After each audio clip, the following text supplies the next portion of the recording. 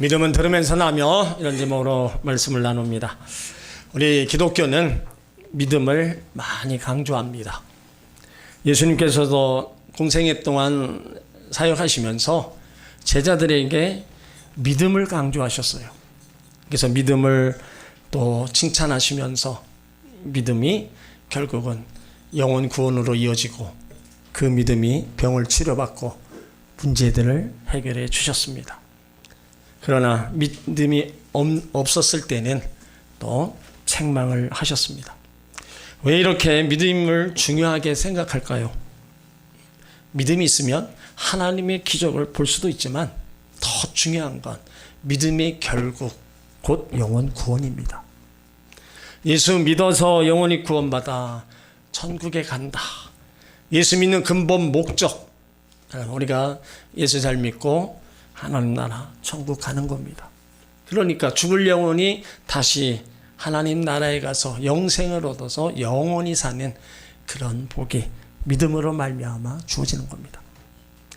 서울구치소 보안계장이었던 박효진 장로님의 간증을 보면 그 장로님 그 사형수에게서는 그 피냄새가 난다 그렇게 써놨어요. 끈적끈적한 그 무슨 냄새 혹은 코로 감각으로 느낄 수 있다고 했습니다. 우리나라 사형 집행장은 전국에 5곳이 있는데 사형 집행할 때 검사, 교도소 소장, 부소장, 의사, 목사, 신부 등이 배석한다고 합니다. 사형 집행은 인정신문을 하고 종교의식을 행하고 그리고 나면 공중에서 밧줄이 내려오는 것으로 사형 집행이 이제 끝납니다. 그러면 사형수들이 입장을 하는데 들어오면서 사색이 된다는 거예요. 찬송을 부르며 들어오는 형제도 가끔 있지만 대부분의 사형수들은 부들부들 떨면서 들어오는데 어떤 사형수는 시간을 끌려고 고무신을 벗겨버린다는 거예요. 그리고 어떤 사형수는 오줌을 질질 싼다는 겁니다. 여러분 죽음이 얼마나 무서우면 그러냐 이거예요. 여러분 인간의 운명은요 사형수의 운명과 다를 바가 없다는 것을 우리는 생각해 봐야 됩니다. 사형 선고 받고 집행날을 기다리는 사형수나 죽음을 앞둔 인간이 뭐가 다르겠어요? 인간은 누구나 죄 아래서 사망과 심판을 받아야 하는 운명이 있습니다. 우리는 죽음의 날을 받아놓고 사는 사람들인데 아직 사형이 집행 안 됐을 뿐 사형수나 다름이 없는 겁니다. 사형수인데 좀 수준 있고 교양 있는 사형수일 뿐입니다. 성경은 우리가 이미 사형에 해당하는 죄를 지었고 있다 말씀하고 있어요. 로마서 1장 28절 이하에 보면 그 죄목이 21가지가 나옵니다. 그 중에서 한 가지라도 안 걸리는 사람이 누가 있겠어요? 한 가지만 걸려도 사형에 해당하니까 우리는 다 사형수라는 거예요. 그렇다면 사형수에게 가장 기쁜 소식이 뭡니까? 죽음에서 면제받는 거고 사면은 안 되더라도 무기징역으로 감형받는 겁니다. 무기징역에서 20년으로만 감형돼도 기뻐 뛸 겁니다. 그러면 영적으로 죽음에 직면한 인간에게 가장 기쁜 소식은 뭐겠어요? 바로 그 영혼이 구원받는 겁니다. 예수를 믿어서 그 영혼이 지옥 갈 영혼이 구원받아 하나님 나라로 가는 하나님 나라 가서 영원히 사는 그것이 바로 영적 죽음에 직면한 사람들에게 최고의 기쁜 소식이라는 거예요. 그래서 죄로부터 구원, 사망으로부터 구원, 하나님의 심판과 멸망으로부터 구원받는 겁니다. 오늘 말씀이 영적으로 사형 선고를 받은 사람들이 어떻게 구원을, 영원 구원을 받는 것, 그리고 예수를 믿어 어떻게 믿음이 자라는 것을 우리 가운데 알려주고 있어요. 자, 그러면 우리가 영원 구원 받는 길은 무엇입니까? 오늘 8절에 보면 우리가 전파하는 믿음의 말씀이라고 했어요. 9절에 이 믿음의 말씀을 입으로 시인하고 마음으로 믿는 겁니다. 내가 만일 내 입으로 예수를 주로 시인하며 또 하나님께서 그를 죽은 자 가운데서 살리신 것을 내 마음에 믿으면 구원을 받으리라. 10절에 사람이 마음으로 믿어 이에 이르고 입으로 시인하여 구원을 이루느니라. 그러니까 누구든지 입으로 예수를 시인하고 마음으로 믿으면 구원을 받습니다. 이것은 유대인이나 헬라인이나 남녀노소 빈부귀천 차별이 없습니다. 우리가 구원을 얻기 위해 하늘에 올라가신 예수님을 내려오게 하실 필요도 없고 음부에 가서 예수님을 다시 부활시킬 필요도 없습니다. 예수님은 내 입 안에 있고 입술 안에 있고 마음에 있습니다. 그래서 누구든지 주의 이름을 받는 자는 구원을 받는 겁니다. 내 노력이 아닙니다. 예수 믿고 바로 구원을 받는 거예요. 사도행전 10장 31절에도 주 예수를 믿으라 그리하면 너와 내 집이 구원을 얻으리라. 나뿐만 아니라 내 집에 있는 모든 가족들도 예수 이름을 부르면 구원을 얻는 겁니다. 구원이 이렇게 쉽고 분명하고 간단한 것인데 많은 사람들이 구원의 길로 들어서지 못하고 있어요. 참 안타깝죠. 왜 그러느냐? 예수 이름을 부르기 위해서는 먼저 필요한 게 뭐예요? 믿음입니다. 그래서 오늘 14절 15절에는 네 가지 질문을 던지는 형식으로 답을 합니다. 첫째 질문은 14절에 그런즉 너희가 믿지 아니하는 이를 어찌 부르리요? 믿지 않는 사람이 어떻게 예수님을 부를 수 있습니까? 예수님은 나를 위해서 십자가 못 박혀 죽으시고 3일 만에 살아나셨다는 사실을 믿을 때 예수 이름을 부를 수 있습니다. 그래서 예수 이름을 부르고 입으로 신한다는 것은 예수님을 믿는다는 것입니다. 그리고 두 번째 질문은요, 듣지도 못한 일을 어찌 믿으리요? 들어본 일이 없는데 어떻게 믿느냐 이거예요. 예수님이 나의 구원자라는 것을 믿으려면 예수님에 대한 소식을 들어야 됩니다. 소식을 들어야 믿을 수 있고 들어야 예수를 이름을 부를 수 있습니다. 셋째 질문은 전파하는 자가 없이 들으리요. 예수님이 누구인가를 알려면 선포하는 사람이 반드시 존재해야 합니다. 복음을 전하는 자가 없이는 아무도 들을 수 없어요. 누군가 전해주는 사람이 있어야 말씀을 듣게 되고 말씀을 들어야 믿음이 생기는 겁니다. 믿음이 생길 때 예수 이름을 부르게 되고 예수 이름을 부르게 될 때 구원을 얻게 되는 겁니다. 그리고 네 번째 질문은 15절에 보내심을 받지 않았다면 어찌 전파하리요? 전파하는 자는 스스로 가서 이야기하는 사람이 아니라 누군가 위해 보냄을 받은 사람입니다. 우리나라에서 대사를 각 나라에 파송하는 것처럼 하나님이 먼저 믿은 우리를 보내신 겁니다. 보냄을 받지 않았다, 파송받지 않았다. 누가 갈 수 있냐 이겁니다. 복음을 전하지 않는데도 누가 들을 수 있겠어요? 듣지 못하는데 누가 믿을 수 있겠어요? 듣지 못하는데 어떻게 예수 이름을 부를 수 있겠어요? 그래서 14절 15절에서 중요한 결론이 나오는 거예요. 구원을 얻으려면 예수 이름을 불러야 되는데 예수 이름을 부르기 위해서는 전하는 자가 필요하다는 거예요. 그러니까 보내는 일이 없다면 구원도 없는 겁니다. 구원은 산에 혼자 가서 돌을 닦고 깨닫는 게 아닙니다. 누군가 하나님의 말씀을 전해줘야 된다는 거예요. 그 말씀을 전해줄 때 말씀을 듣고 믿음이 생기고 믿음이 생길 때 우리가 예수 이름을 부를 수 있는 겁니다. 그렇다면 우리 교회와 성도들의 사명이 뭐예요? 바로 전하는 겁니다. 예수가 당신을 위해서 십자가에 못 박혀 죽으셨다고, 예수가 당신을 위해서 부활하셨다고 전하는 겁니다. 예수가 당신의 죄를 용서해 주시고 구원하여 주시고 하나님의 아들로 인쳐주셨다는 것을 전해야 되는 거예요.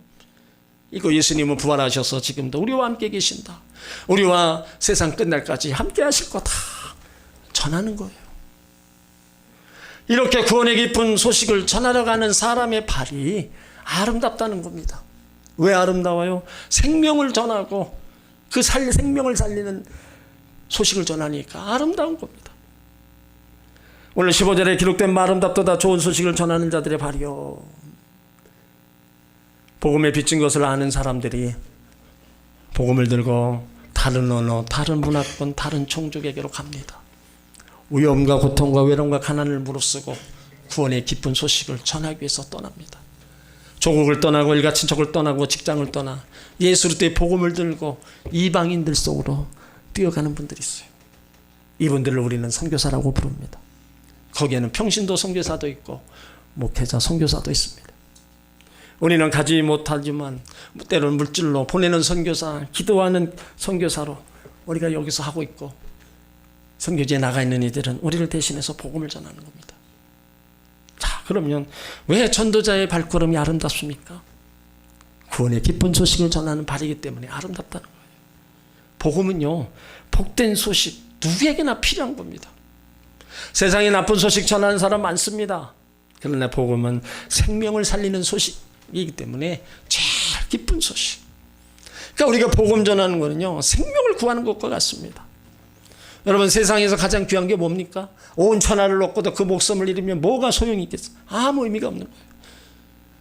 제일 가장 귀한 게 생명이고, 그 생명을 구하는 거, 그것이야말로 아름답다는 겁니다. 또 구원의 기쁜 소식을 전하는 발걸음이 왜 아름답느냐?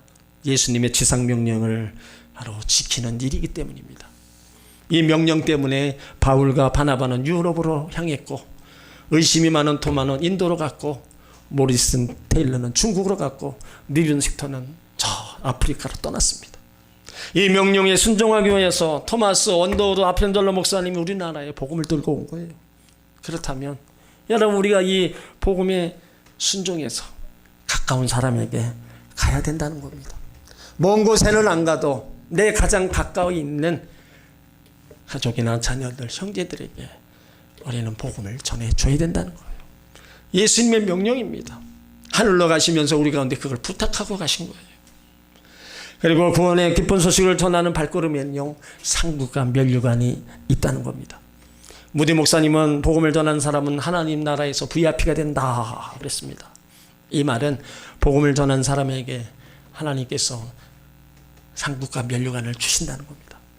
마지막 날에 의인의 구원과 부활과 영생만 있는 것이 아니라 행한 대로 받는 상급과 면류관이 있습니다.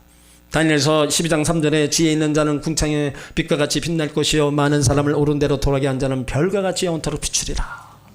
그러니까 이 땅에서 영원 구원을 위해 수생하고 수고한 만큼 상급과 면류관이 있다는 거예요. 바울도 얘기합니다. 디모데서 4장 8절에 이후로 내가 나를 위하여 의의 면류관이 예비되었으므로 주 곧 의로우신 재판장이 그날에 내게 주실 것이니 내게만 아니라 주의 나타나심을 사모하는 모든 자에게니라. 하나님은요, 이 복음 전하는 일을 천사에게 맡기지 않고 사람에게 맡기셨어요.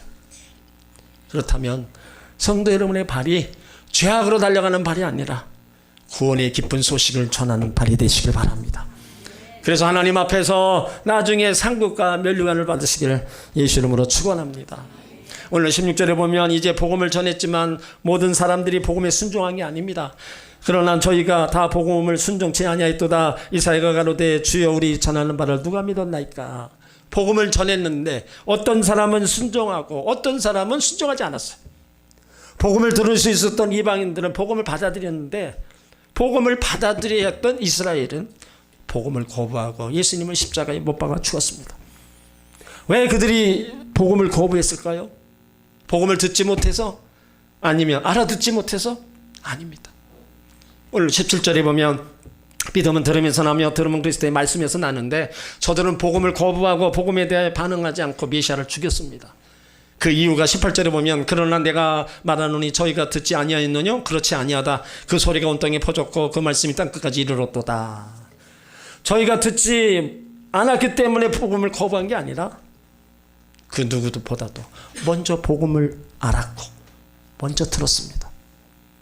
그렇지만 이스라엘 백성은 복음을 듣지 않고 거부했어요. 듣지도 않는데 어떻게 믿음이 자랄 수가 있냐 이거죠. 어떤 분은 그래요. 목사님 저는 믿음이 없어요. 여러분, 겸손한 게 아니고 신앙생활을 잘못하고 있는 겁니다. 여러분, 정말 믿음이 생기기를 원하시고 큰 믿음을 갖기 원하십니까? 성경을 보면 믿음을 갖는 비결을 가르쳐주고 있어요. 말씀은요, 믿음은 하나님 말씀을 들음으로 생기는 거예요. 그러니까 말씀이 믿음의 씨앗입니다. 그러니까 내 믿음이 잘 자라기 위해서는 씨가 중요한데 그것이 바로 말씀이라는 거예요. 교회 열심히 나오고 봉사하고 기도하고 나름대로 하는데 믿음이 자라지 않는 이유는 씨가 없기 때문입니다. 교회 아무리 오래 다녀도요, 씨가 없으면 믿음은 자라지 않습니다.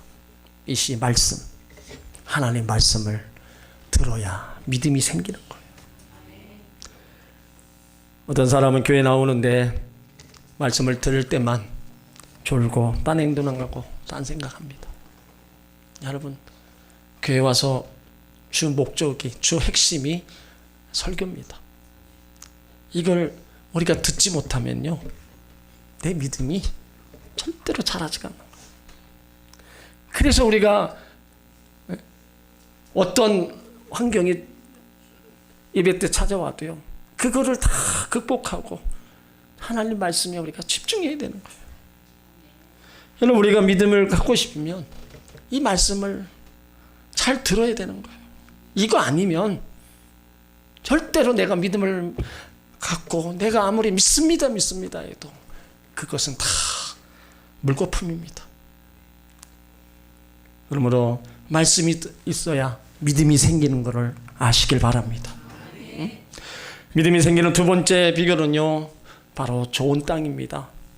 여러분, 우리 심령이요, 옥토가 되어야 된다는 거예요. 돌짝박 가시덤불 같은 길가 같은 밭이 되면 말씀의 씨가 우리 가운데 올릴 때 다 튕겨져 나가는 거예요. 내 심령이 밭이 옥토가 되면은요, 그것이 내 안에서 다 자리 잡아서 자라는 거예요. 믿음이 자라서 결실하는 거예요. 저는 여러분에게 부탁을 드립니다. 심령의 밭이 굳어 있으면 말씀과 기도로 갈아엎으시길 바랍니다. 교회 오래 다니고 신앙에 익숙하고 말씀에 익숙하고 예배에 익숙하지만 변화받지 않는 사람이 있습니다. 그렇게 나름대로 뭔가 한다고 하는데 변화되지 않고 자꾸 옛날 모습 그대로 신앙생활하는 분들이 있어요. 이거는요, 본인이 제일 잘합니다. 왜 이렇게 됩니까? 예전에 받았던 은혜 가지고 자꾸 신앙생활 하려고 그러는 거예요. 오늘 여러분 안에 믿음의 씨가 새로 심겨지길 바랍니다. 성경을 읽지 않고 말씀을 듣지 않는 사람 절대로 믿음을 가질 수 없습니다. 그래서 우리는 매일 말씀을 읽고 쓰고 할 수만 있다면 더 묵상하고 들으면서 믿음이 쑥쑥 자라게 된다는 거예요. 콩나물 주위에 물을 주면 다 빠져나가도 콩나물이 자랍니다. 마찬가지예요. 우리가 말씀을 듣고 잃어버리는 것도 같아도 내 안에서 믿음이 자라게 되는 거예요. 그러니까 여러분, 믿음을 자라게 하시기 바랍니다. 말씀으로 늘 가까이 하고 들으면서 믿음을 성장시키시길 바랍니다. 그래서 열매를 맺으시고 능력 있는 삶을 살아가시기를 예수 이름으로 축원합니다. 여러분에게 또 말씀드리고 싶은 게 있어요. 여러분이 설교를 듣고 기도하는데 때론 신앙생활이 고장날 수 있습니다. 예수 믿는 게 습관이 되고 무기력해지고 기쁨이 없어요. 그리고 자꾸 죄를 짓습니다. 몰라서 죄를 짓는 게 아니라 알면서 자꾸 죄를, 하나님보다 세상을 더 좋아합니다. 자기 영혼이 감옥에 갇힌 것을 느낌을 가질 때가 있어요. 오늘 이스라엘의 경우가 그런 거예요. 믿음은 들으면서 나는데 이스라엘 백성들은 말씀을 듣지 않습니다. 듣지 않으니까 믿음도 없고 예수님을 거부하는 거예요. 우리도 마찬가지입니다. 우리가 신앙생활에 하나님 말씀을 지켜놓고 우리가 신앙생활한다. 그러면 자꾸 뭐예요? 딴 길로 가는 겁니다. 세상으로 나가고 예수님을 거부하면서 자꾸 옛 모습 그대로 내 모습을 드러내면서 그렇게 신앙생활하는 거예요. 오늘 바울은요, 19절과 20절에서 모세의 율법과 이사야 예언을 인용하면서 말합니다. 이스라엘이 듣지 못해서 몰라서 메시아를 거부한 게 아닙니다. 이스라엘은 메시아에 대한 얘기를 들었고 메시아에 대해서 알았습니다. 메시아가 언제 어디서 어떻게 태어날지, 메시아가 처녀에게 잉태될 것을 알았고 탄생 장소도 다 말씀해 주셨습니다. 하지만 이스라엘은 교만하고 완고했기 때문에 메시아를 거부했어요. 그들은 하나님을 알았고 할례도 율법도 약속도 다 알았습니다. 그들에게는 믿음의 조상들도 있었지만 그들의 마음은 강팍해졌습니다. 교회 오래 다니면서 강팍해질 수 있습니다. 이때 사람들은 변명합니다. 죄인은 자신의 허물을 볼 수가 없어요. 다른 사람의 실수, 허물은 잘 비판하는데 자기 허물에 대해서는 굉장히 관대합니다. 이런 사람일수록 변명과 핑계가 많다. 여러분들의 신앙생활에 변명하고 핑계하고 있는 것이 발견되면 빨간불이 깜빡거리고 있음을 깨달으시길 바랍니다. 자기 허물을 보는 사람, 남의 허물에 대해서 야단하지 않습니다. 자기 허물이 보이지 않기 때문에 남의 허물에 대해서 야단을 치는 겁니다. 이때 자기 자신을 돌이켜 볼 수 있어야 된다는 겁니다. 오늘 이스라엘 백성들은요, 자기 허물을 보는 눈이 없었습니다. 자기의 강박함을 보는 눈, 자기의 오만을 보는 눈이 없어요. 그러다 보니까 복음을 거부하고 메시아를 십자가에 못 박았던 겁니다. 이런 이스라엘 백성에 대해서 하나님이 어떻게 행하셔요? 오늘 로마서 10장 21절에 보면 하나님이 이스라엘에 대하여 가라사대 순종치 아니하고 거슬려 말하는 백성에게 내가 종일 내 산을 벌렸노라 하셨느니라. 하나님은요, 하루 종일 손을 벌리시고 순종치 않는 사람들, 거스려 말하는 사람들을 참고 기다리고 돌아오기를 원하십니다. 하나님이 이스라엘 때문에 얼마나 많은 고통을 당하셨어요. 종일 때 앞에서 자식이 회개하고 돌아오기를 기다리는 아버지같이 엄청나게 기다리셨어요. 우리도 마찬가지입니다. 우리가 믿음의 생활에 제대로 가지 못하고 예수 믿어서도 실족하고 상처 입고 하나님 순종 못하고 거슬려 말하며 이런 신앙생활하면 우리들 변화되고 바르게 되기를 얼마나 기다리고 계시냐 이겁니다. 우리를 향해서 종일 손을 벌리시고 기다리는 하나님을 생각하시길 바랍니다. 집 나간 아들을 기다리는 아버지의 마음을 가지고 여러분이 먼저 하나님께 가까이 오시기 바랍니다. 그래서 정말로 믿음 안에 굳건히 서서 잘 달려가시길 바랍니다. 여러분, 내가 예수를 잘 믿어야 우리가 다른 사람에게 복음을 전할 수 있는 겁니다. 내가 신앙생활을 잘해야 복음을 전할 수 있는 거예요. 옆에 가족불로 시작해서 형제, 이웃에게도요, 결국은 나로 인해서 구원의 역사가 이루어져야 된다는 겁니다. 우리는 천국과 지옥 알고 있고 어떻게 가면 천국에 가고 어떻게 가면 지옥 가는 것도 다 알고 있어요. 여러분, 천국은 예수님으로 아니고는 갈 수가 없는 거예요. 근데 지옥은요, 그냥 내버려두면 가는 겁니다. 신경 안 쓰고 그냥 가만 내버려두면 알아서 가요, 그냥. 근데 천국을 그렇게 가면 얼마나 좋겠어요. 천국은 예수님을 통하지 않고는 절대로 갈 수 없는 거예요. 그 천국을 하나님이 우리 가운데 믿는 자에게 주셨다는 겁니다. 그래서 우리가 그 마음, 영혼, 내가 아는 사람이 다 천국에 가도록 우리가 그래서 기도하고 복음을 전해줘야 되는 거예요. 오늘 목사님이 위암으로 병원에 입원 중이었습니다. 병실 밖에는 면회 사절이라는 글귀와 함께 다만 불신 친구나 친지는 가다 써놨어요. 마침 불신 친구가 있어 면회 허락되어 목사님을 만납니다. 친구는 측은한 생각으로 목사님을 바라보면서 어떤가 묻습니다. 목사님은 죽을 병에 걸렸지, 누구나 한 번은 죽을 병에 걸리는 법인데 내가 조금 먼저 걸린 셈일세. 친구는 어째서 기독교 신자에게 사절된 면회가 불신자인 나에게 허락되었는가. 목사님은 친구의 손을 잡으며 눈물을 흘립니다. 신자는 다 천국에서 다시 만나지만 자네 같은 불신자는 만날 수 없기 때문일세. 친구가 얘기합니다. 정말 자네는 천국과 지옥이 있다고 보는가? 목사님은 있다고 보는 게 아니라 진짜 있다고 믿네. 자네 천국에서 만날 수 있도록 예수 믿지 않겠나? 그때 친구가 나도 친구가 믿는 예수를 믿겠네. 목사님은 간절히 기도해 주면서 이제 됐으니까 빨리 나가게. 왜 서두르는가? 자네를 다시 만날 수 있으니 그때 만나서 이야기하기로 하고 이제 다시 못 만날 사람 그 한 사람이라도 더 만나야 되지 않겠냐. 여러분, 이렇게 천국을 확신할 수 있기를 바랍니다. 지옥을 향해 가는 영혼의 실상을 보시기 바랍니다.